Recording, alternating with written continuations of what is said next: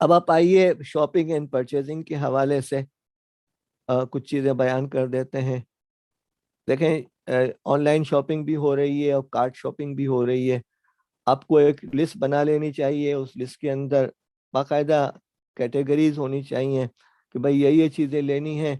आप अपने बजट को सामने रखते हुए जो है वो कैटेगरीज भी कर लें, इसलिए कि आपको बजट के मुताबिक करना होता है। ये नहीं है कि आलू सस्ते हैं तो आपने 50 किलो आलू उठा लिए, बोरी उठा ली, ये नहीं करना, बल्कि आपको ये सब चीज़ें एहतियात के साथ करने की कोशिश करनी चाहिए। मंथली मेनू आप घर के अंदर बनाएं और वीकली परचेजेस का प्लान बनाएं। अपनी एक्टिविटीज़ को मैप करने की कोशिश करें। अपनी फैमिली मेंबर्स को जो है इस पे परसुएट करें कि वो ये चीज़ें कर लें। 30 मिनट आप प्लानिंग पे कर लें, गुफ्तगू कर लें, लिस्ट बना लें, कंप्यूटर पे बना लें, जैसे भी कर लें, और फिर आप उसको लेकर जाएं तो आपके लिए आसानी होगी। घर के अंदर एक सेंट्रल प्लेस बना देंगे, किसको किसी चीज़ की ज़रूरत है तो वो स्टिकर पे या कागज़ पे लिख कर वहाँ डाल दें ताकि आपको आसानी हो। और उमूमन वो फ्रिज की दीवार होती है जो इसके लिए अहम है।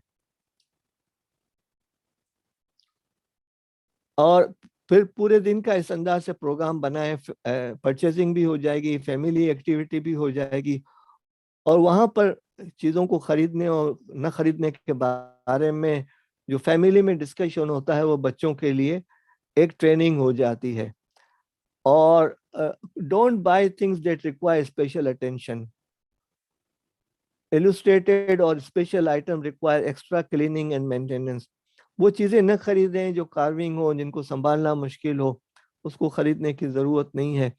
और कोई ऐसी चीज़ें भी न खरीदें जो सेल पे लगी हुई हैं और आपको ज़रूरत नहीं है कि भाई 6 स्वेटर आप एक साथ ले लें।